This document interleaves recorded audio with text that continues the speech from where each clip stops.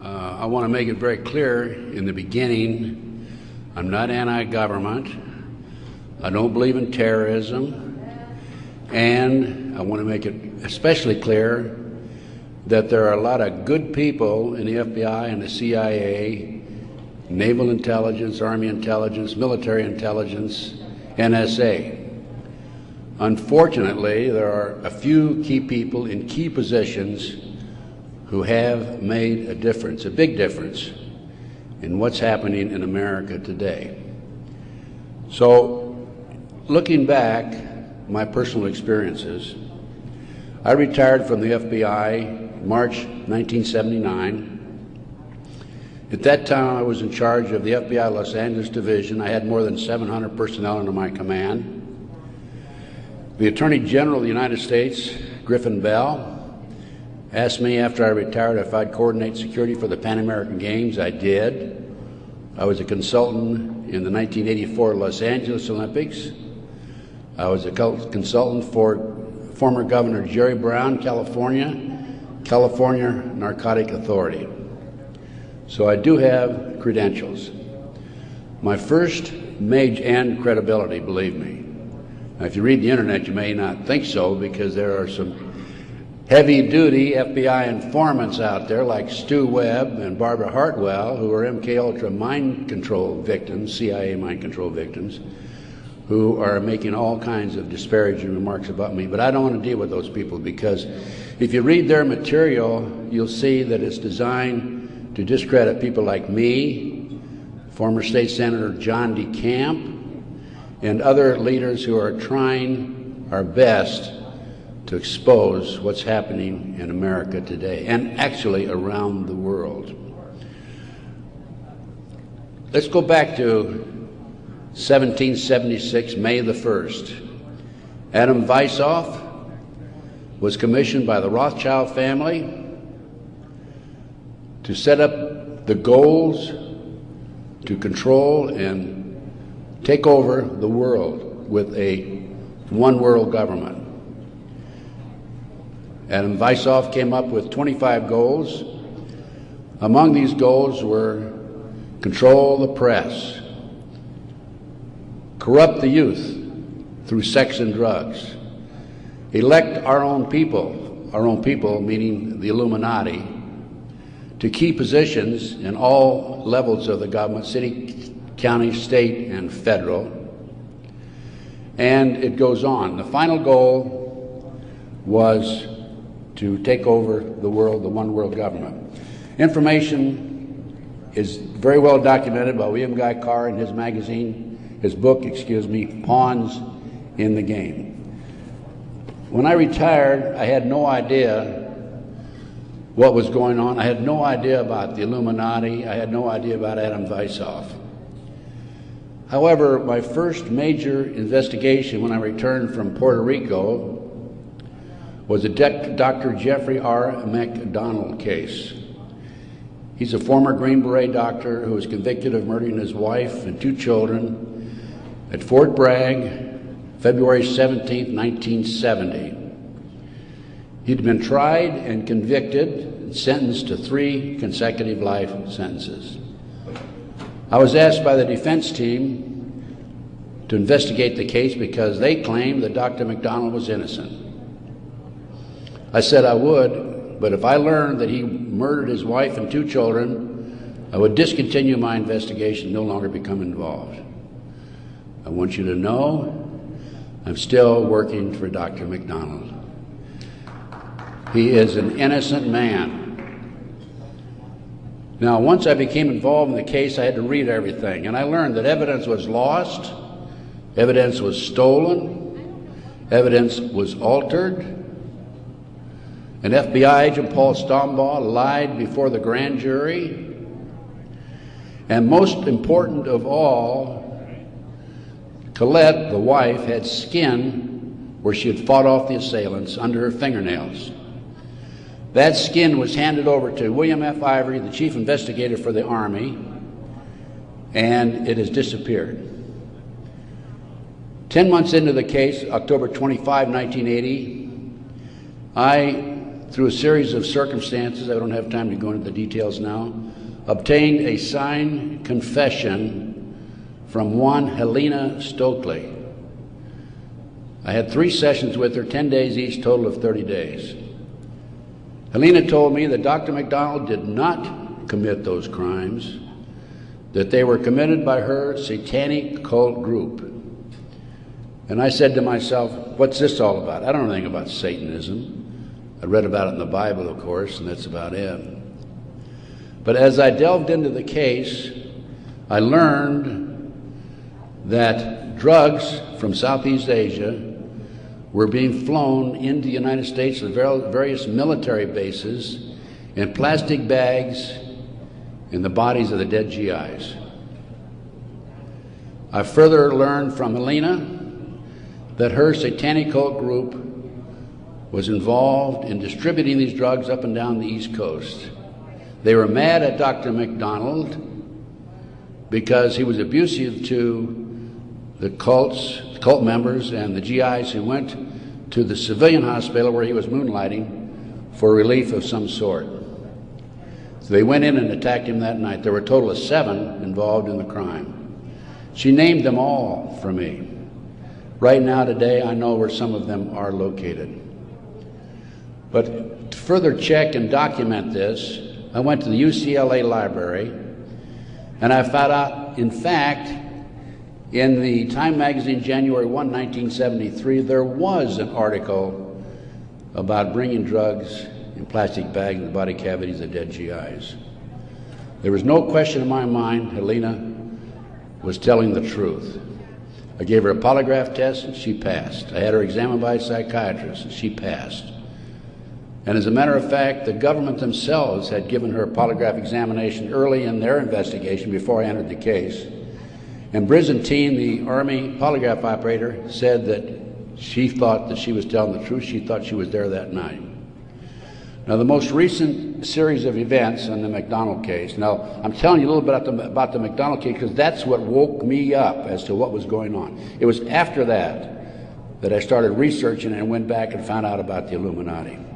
Illuminati/Satanism. It was after that I learned considerable more about what was going on.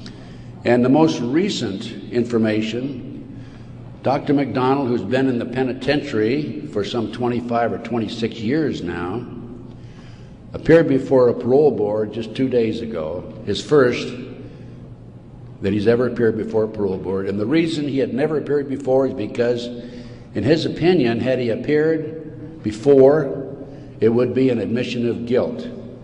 In this particular instance, he still claimed he was innocent, but he did appear before the board because he's a newlywed individual with a woman named Kathy. And of course, if you read the papers in the last 2 days, his parole was turned down, and the parole board made him eligible for another hearing in 15 years. This poor man not only lost his wife and 2 children, he has served 25 years in the penitentiary and another 15 years to go. He's 61 years old. I am still working the case. What are the latest developments on the case? In 1997, the judge, federal judge, agreed to do DNA tests. And they chose 15 individual pieces of evidence to be examined. However, the judge said that when you open the evidence envelopes, only the prosecutor can be present. Well, they opened the evidence envelopes. The prosecutor did. How many do you think were empty? 5. 5 evidence envelopes were empty. The skin under Colette's fingernails would have established Dr. McDonald's innocence alone. Now we have DNA authorized in 1997. Here we are in 2005. They still have not completed the DNA test. From the McDonald case, the next case I worked of a major consequence was the McMartin preschool case in Manhattan Beach, California. The children there claimed There were tunnels under the school. They were taken into the tunnels and through the tunnels up into the trap door of a bathroom in a triplex next door, placed in automobiles, and prostituted in the community. These are 2, 3, and 4-year-old children before they enter kindergarten. In addition, the children claimed that they were flown into the mountains where they were involved with adults in robes, black robes, chanting, candles. They talked about the brown babies who were cut up, actually sacrificed. And in checking into this and researching this, of course, this was obviously a satanic ceremony. The McMartin family, who owned the preschool, they were tried, of Ray Bucky and his grandmother. The grandmother was acquitted, hung jury on Ray Bucky. The second trial, another hung jury. I had an opportunity in 1990 to gain control of the school. Now, the school had been given to Danny Davis, the defense attorney, and he had sold it, even though he made $15 million on the case, by the way. He had sold it to a contractor who was going to tear it down. When I learned this, I contacted the contractor. I said, I want to be given an opportunity to go on that school and look for the tunnels. The authorities had looked for them in 1987. They said they could find no tunnels. Along with some of the parents, we hired Dr. Gary Stickle, UCLA archaeologist. He hired his crew and brought them in. And in 34 days, Dr. Stickle said there had been tunnels under that school. They were covered up, and they were covered in.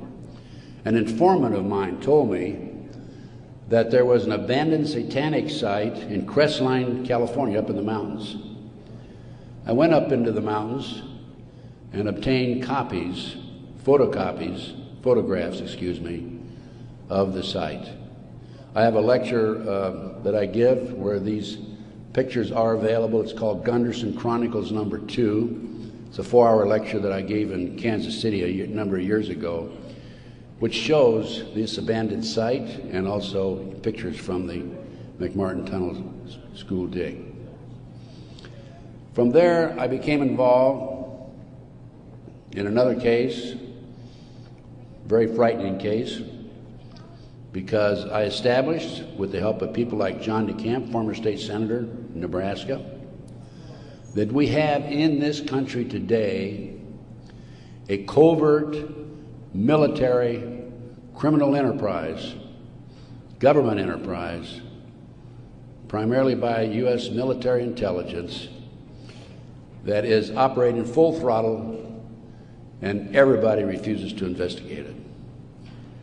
In the Nebraska case, it's called the Franklin Cover-Up. This is the book here that John DeCamp wrote, by the way. It's all documented in there. And in that particular instance, they were taking children out of foster homes, orphanages, Boys Town, driving them from Omaha, Nebraska to Sioux City, Iowa, 184 miles away, placing them in private jets and flying them to Washington, D.C. for sex orgies with prominent people, including congressmen, senators, and certain people in the White House. It's well documented. I have personally talked to Paul Benassi. I had a 5-hour interview with him. It's a tape that's available. I don't have it with me here, but you can order it. I have a 5-hour interview with Paul that he gave me in 1993. Paul told me how he was used.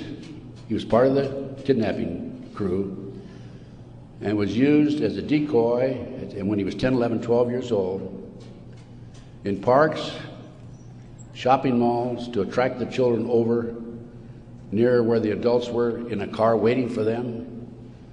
They throw them in the back seat, chloroform them, and make off with them.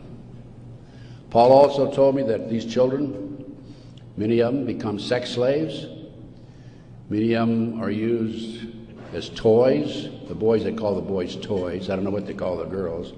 But these degenerate, sick people, the men are more interested in the little boys than they are the girls for some reason. But it's all well documented.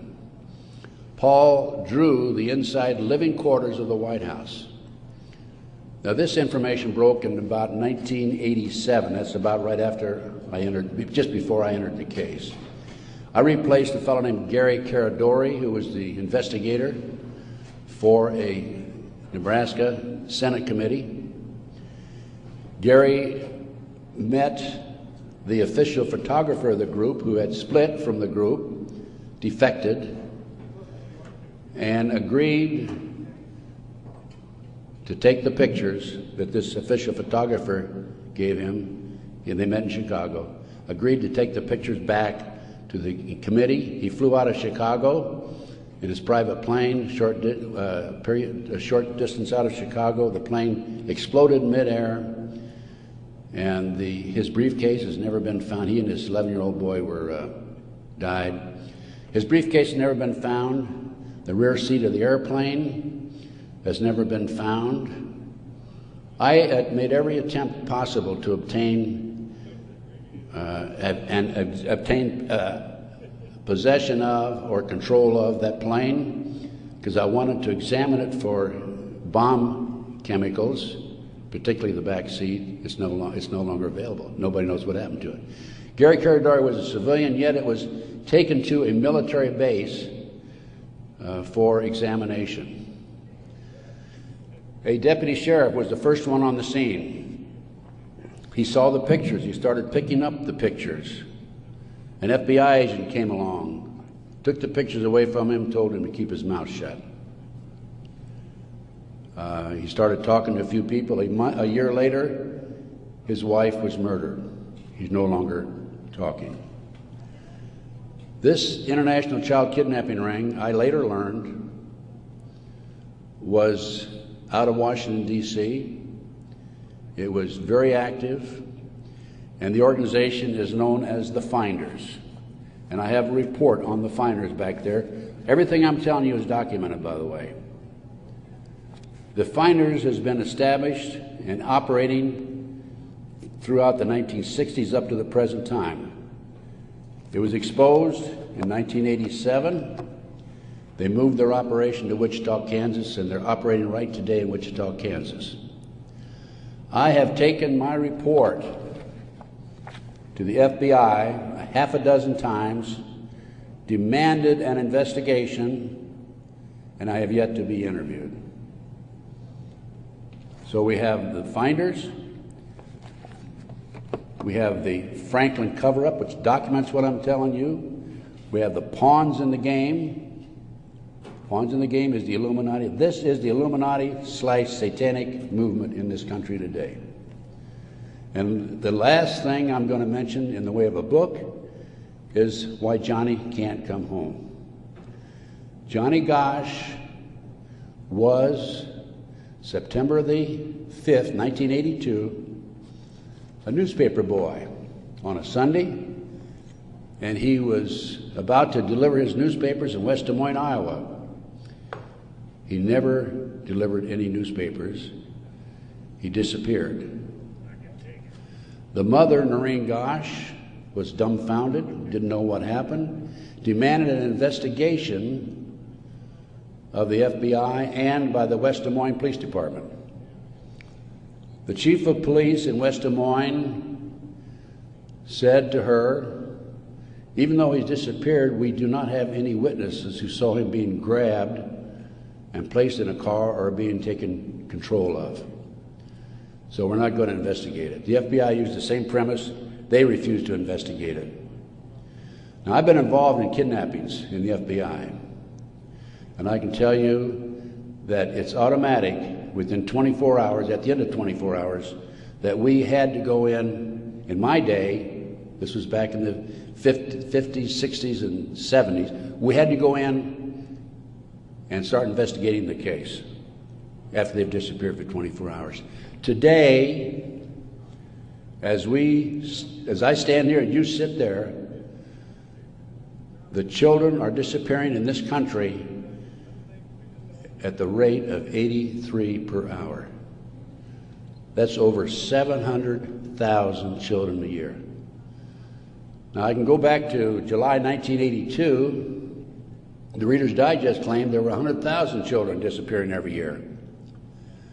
There's another statistic that I find very interesting, and that is that it is estimated 2,500 children are kidnapped and murdered in this country every year. That's an unbelievable figure. Yet, the FBI refuses to investigate it.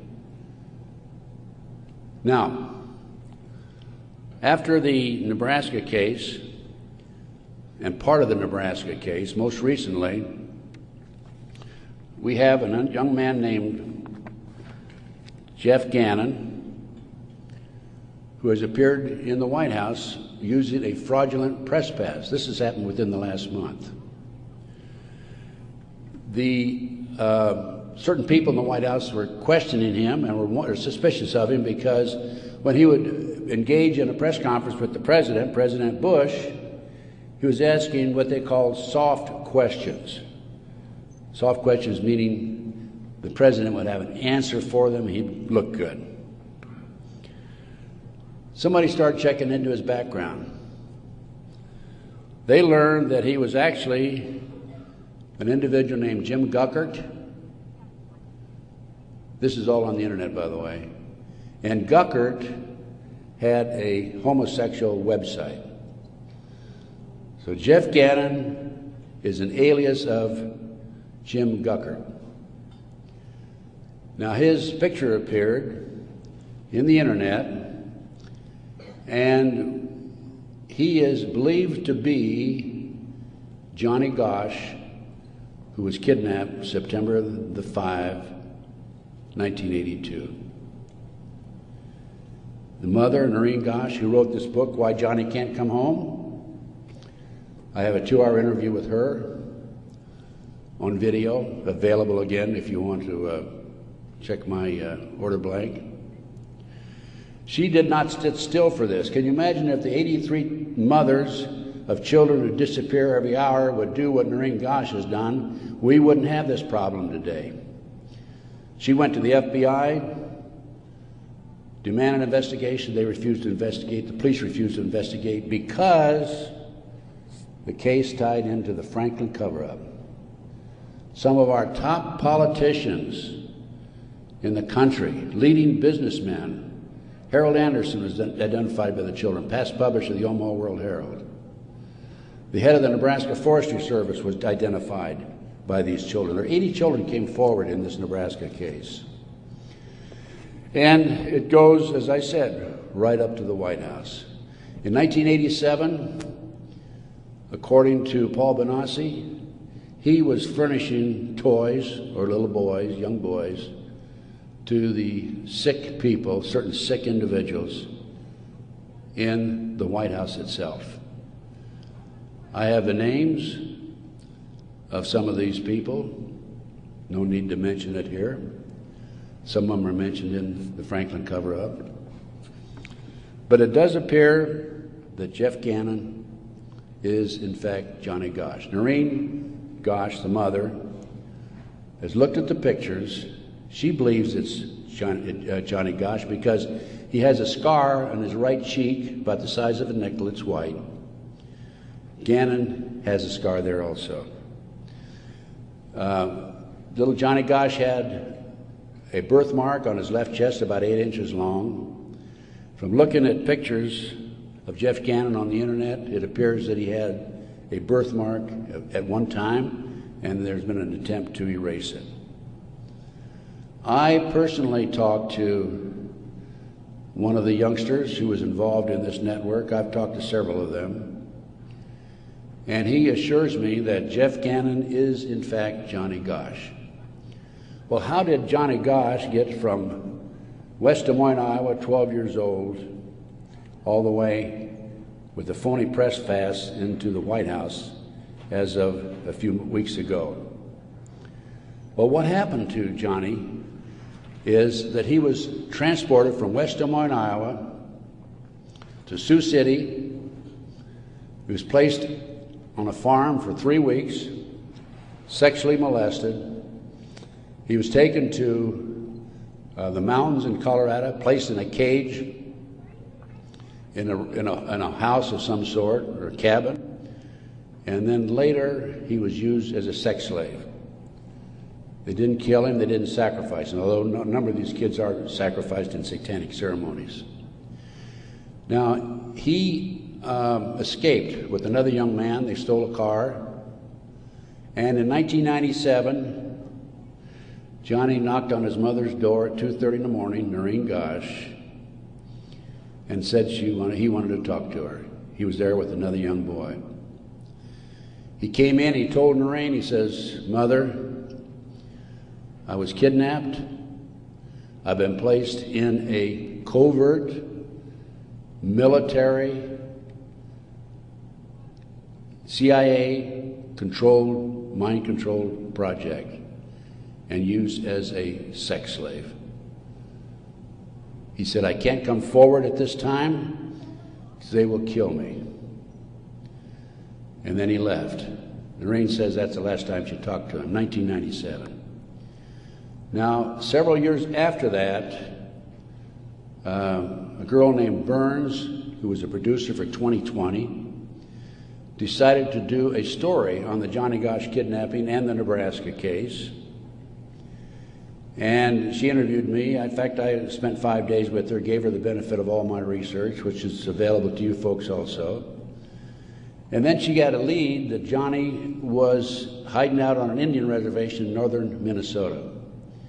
She went there and flushed him out, and he basically went into hiding, and now he shows up at the White House. He was a mind control victim. If you don't know anything about MK Ultra mind control program, it came into this country through the German scientists after World War II. They were involved with the Nazis during the war and prior to World War II in developing robots and individuals to be used on command for anything that they wished, including assassinations and other nefarious activity. The MK Ultra program, CIA mind control program, was investigated by Congress in 1987. Congress said, CIA, you got to quit doing that. You're bad boys. And they said, we will quit.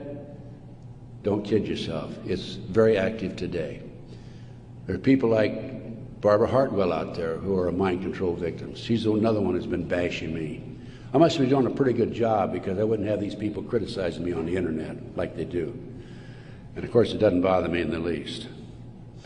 But going back to the Nebraska case, the MK Ultra, a lot of this training took place at Offutt Air Force Base in Omaha, Nebraska, which was Strategic Air Command headquarters. You recall after 9/11, the president flew to, I think it was to the south, someplace in Louisiana or New Orleans, and then he flew to Offutt Air Force Base in the afternoon of September the 11th, 2001. And they had a party there that morning at 9:30 in the morning. He missed the party. He was sorry he missed the party. Warren Buffett was there, by the way. And the MK Ultra program has been very actively administered, not only at Offutt Air Force Base, at Fort Bragg, North Carolina, the place where Dr. McDonald's family was slaughtered in 1970. Now, the Nebraska case, I don't want to leave that without telling you that in the early 1990s, Yorkshire TV came to the United States with a camera crew for 7 months to do a documentary on it. They went back to England, produced the documentary, and they brought it over into the United States. It was listed in the TV guide to be aired on May the 3rd, 1994. When certain members of Congress found out about it, they threatened the cable industry with restrictive legislation. Somebody anonymously bought up the rights to the videotape or the documentary and ordered all copies destroyed. I just happen to have a bootleg copy of that documentary, and it is available. I have been selling these and these books and getting this report out of mine to anybody that's interested in it. And by the way, I have a 5-package deal for you at about a 15% discount, 15 to 20% discount if you buy all 5 items. So about 6 months ago, as any good investigator would do, I said, I'm going to get a copy of that TV guide. I didn't have a copy. John DeCamp had one at one time, couldn't find it. That's typical of John, by the way. Good friend, great guy. And so I said, I'm going to get my own copy. So I wrote to TV Guide people. And I received a copy of the TV Guide for May 3rd, 1994.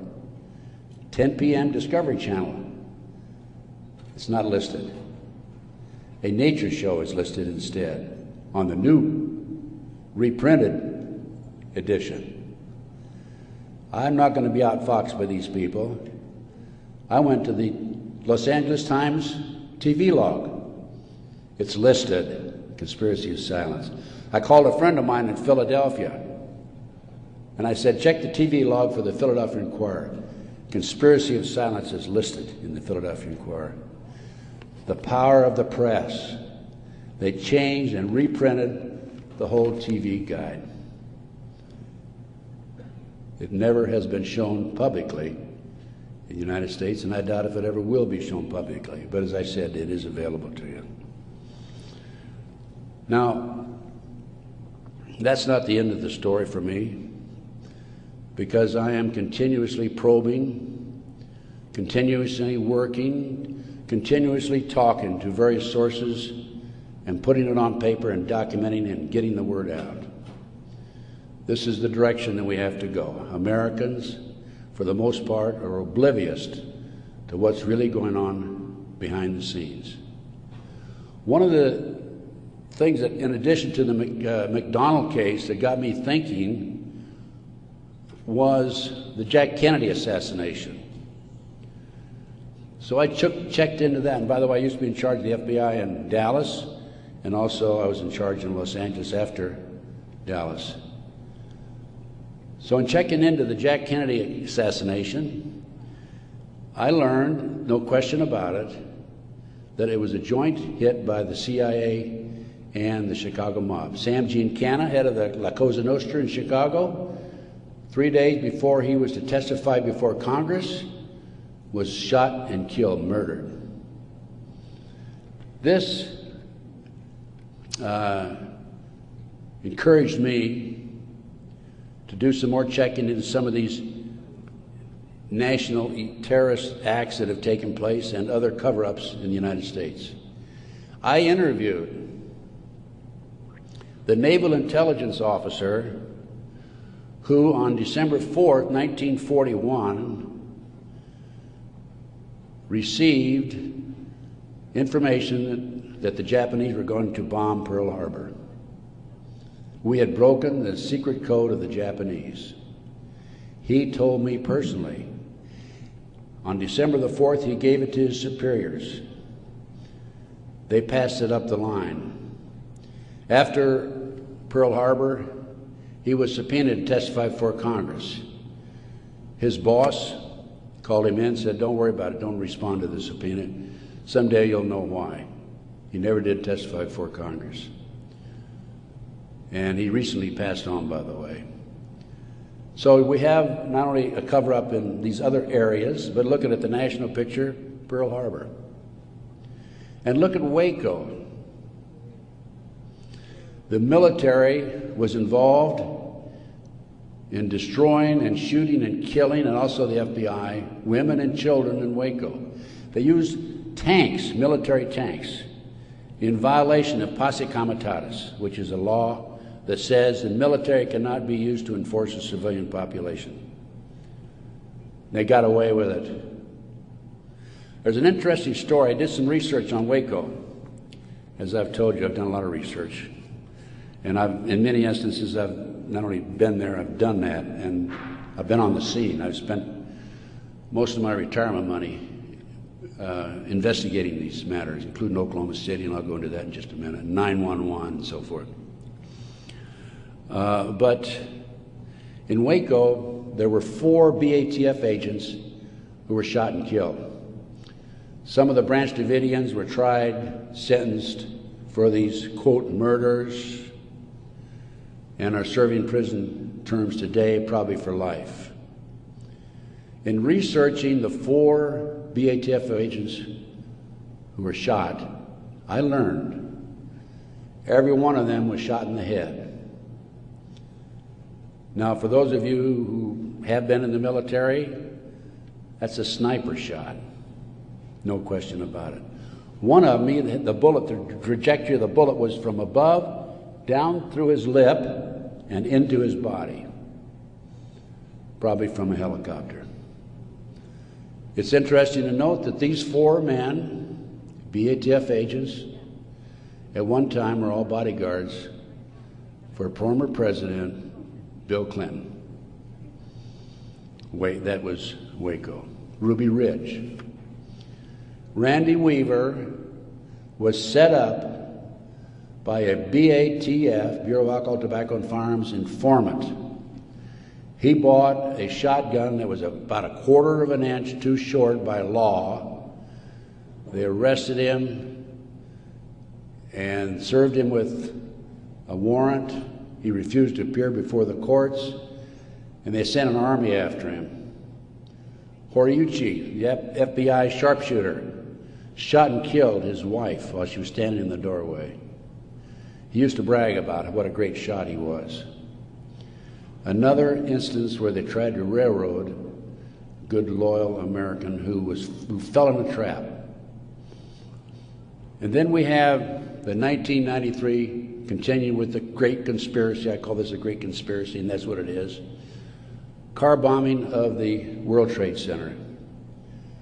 I have a copy of the New York Times, October 28, 1993, and in the article, this was reporting from the trial that took place, an FBI informant named Salam, who was in among the terrorists, testified that he was commissioned by the terrorists to put the bomb together, the car bomb together, to bomb the World Trade Center in February 1993.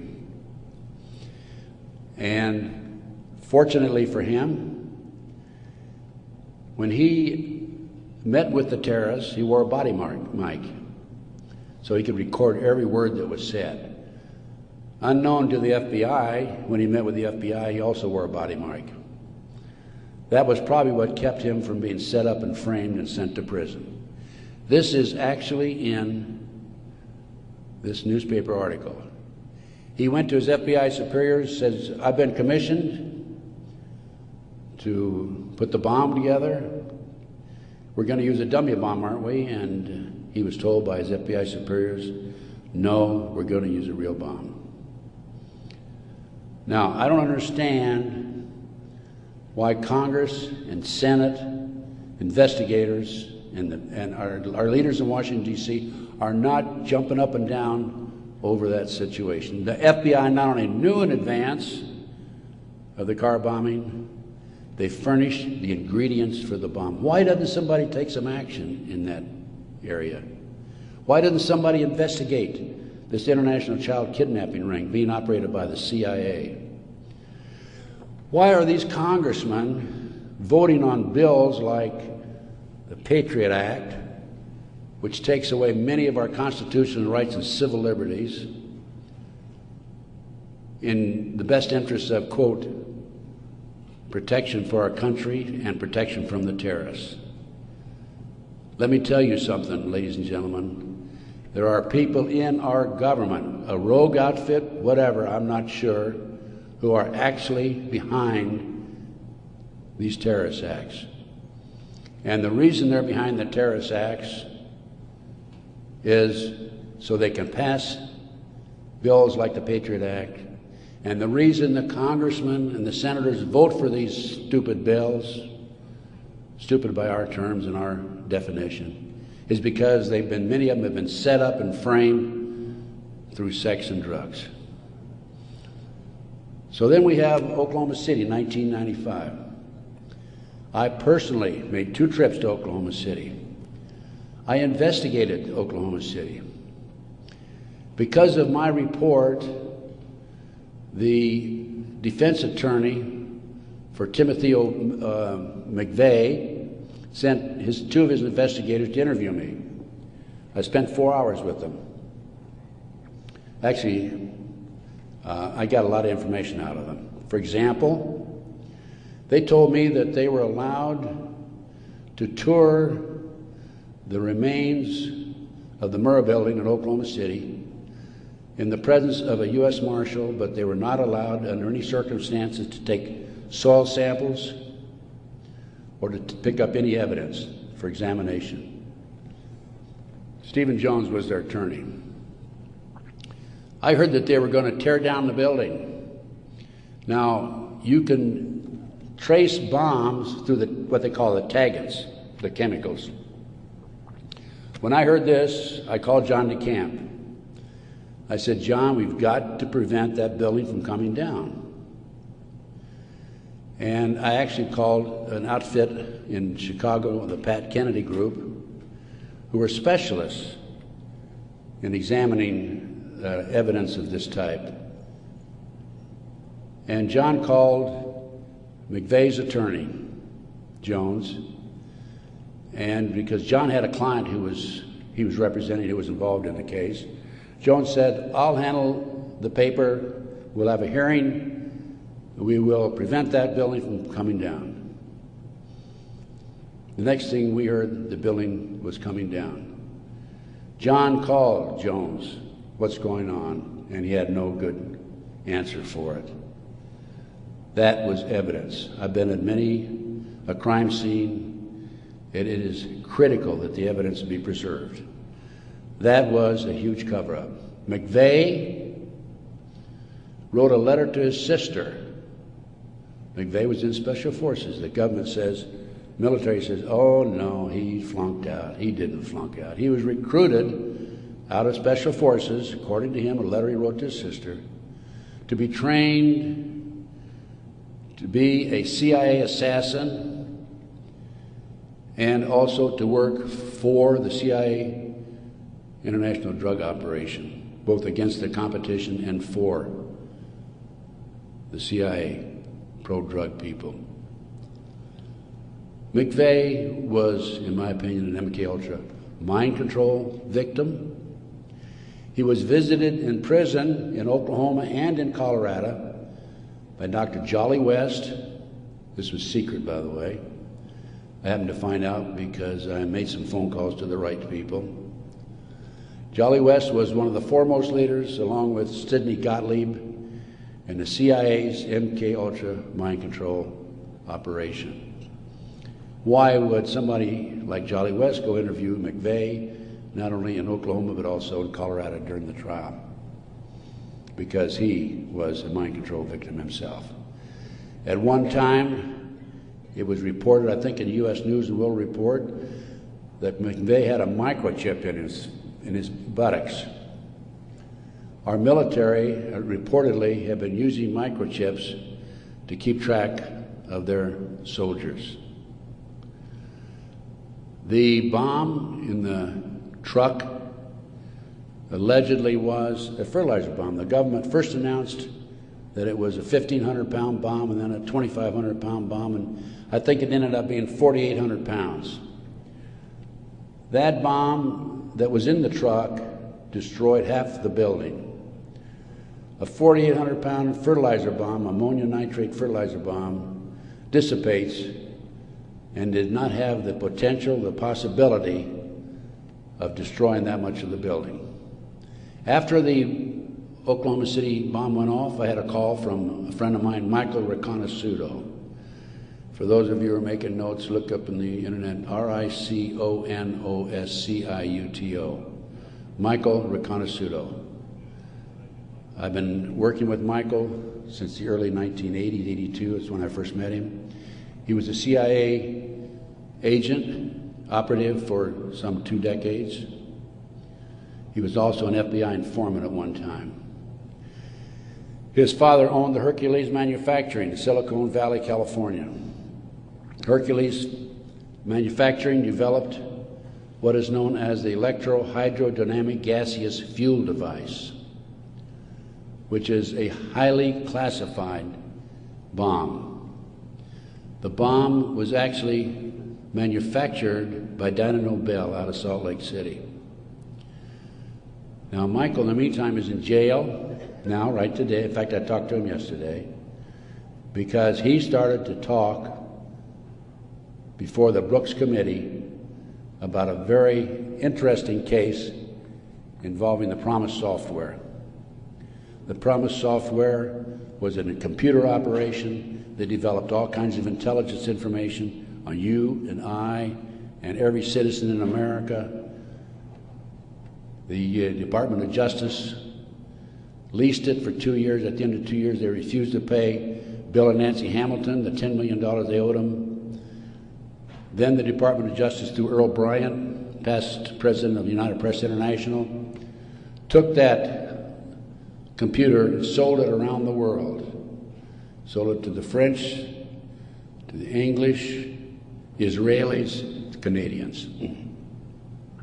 Unknown to these foreign countries, the officials in these foreign countries, there was a trap door in the computer. Very clever, huh? A trap door secretly allowed us, the U.S. government, to retrieve all the information they developed.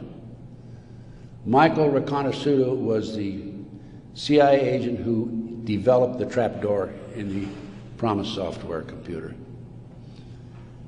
And when Congress started to investigate it, in the late 1980s, they called on Michael, and we want you to testify. Michael received a threatening phone call 2 weeks before he was to testify. He claimed from a fellow named Vietnix, Peter Vietnix, U.S. Department of Justice, if you testify, you'll be sorry.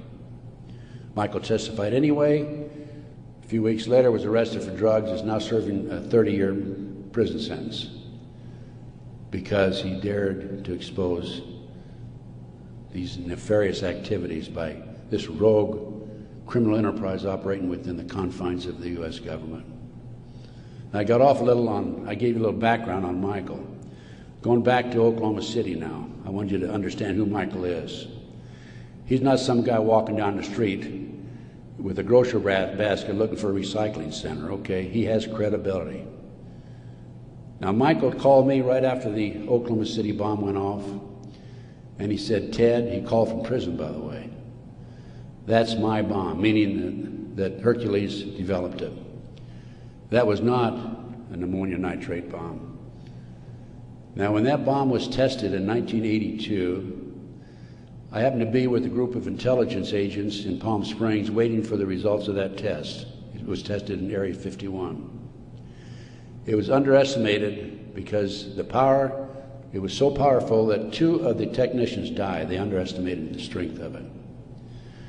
This, I'll call it a barometric bomb. This barometric bomb, according to Michael, was what was in the car, not a fertilizer bomb. I have an Oklahoma City report on that.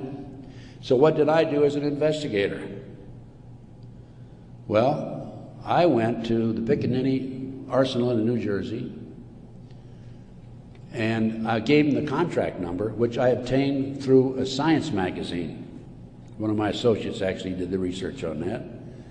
And I gave the Picatinny Arsenal the contract number. This is public, available to the public, by the way. And the Picatinny Arsenal came back and said there's no such contract here, even though I had the contract number. By the way, that's documented in my report. And I went to Dyna Nobel, who I knew manufactured it, and they didn't even bother to respond. It's interesting to note that a Dyna Nobel expert witness testified at the grand jury when they indicted McVeigh.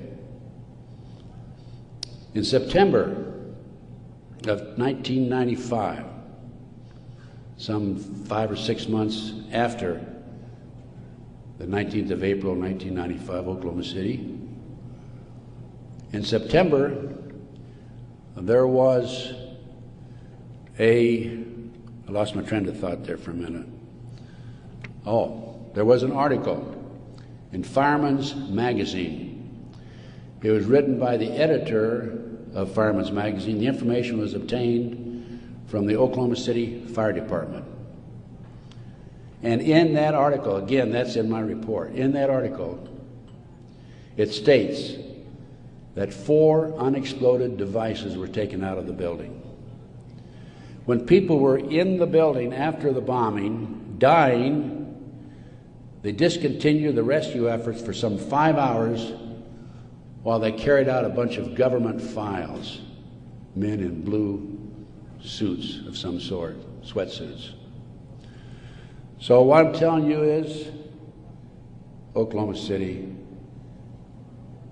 was perpetrated by certainly people other than McVeigh and Nichols, and now Roger Moore, if you read the paper recently, the gun dealer who claims that he was robbed of his guns in Arkansas and that money was used to finance the Oklahoma City bombing. Roger Moore has been accused by Terry Nichols of being involved in it.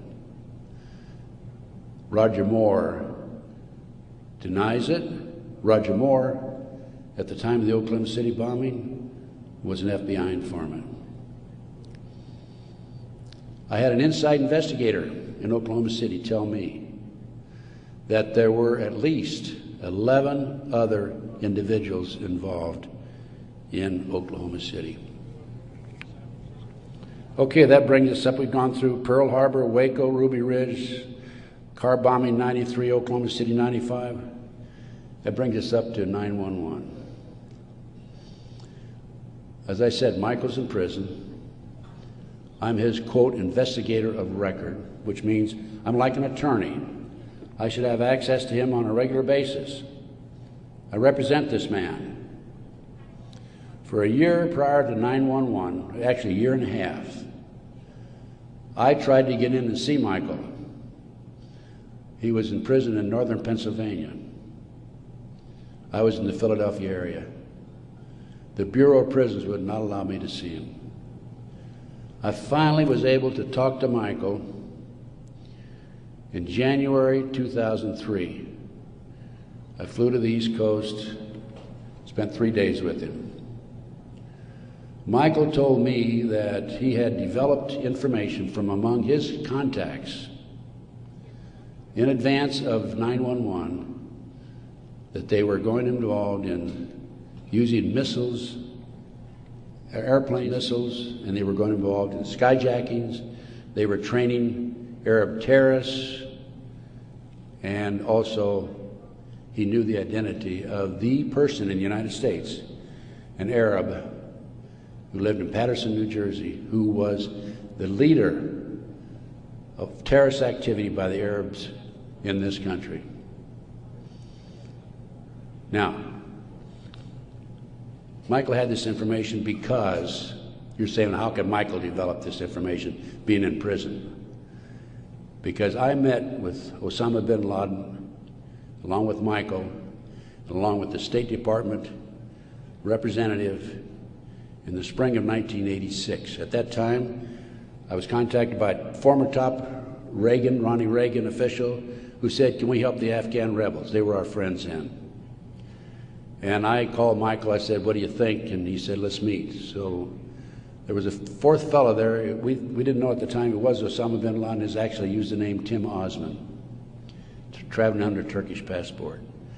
But because of Michael, I passed the ball to him. I just arranged for the meeting and went on. But Michael traveled all over the world putting this package together to furnish the Afghan rebels with the surface-to-air missiles that defeated the Soviets, really, shot down their helicopters. As a result of this, Michael developed sources inside the Arab world. And that's how Michael knew in advance about 9/11. Michael told the FBI on March the 20th, 2001, about this plan to use skyjack airplanes and use them as missiles. He also furnished to the FBI one of his sources, one of his confidential sources, inside the Arab group. The FBI interviewed him, threatened him with prosecution, and deported him. That man, along with his family, have disappeared. We think that they're dead. The FBI refused, absolutely refused, to look into this situation.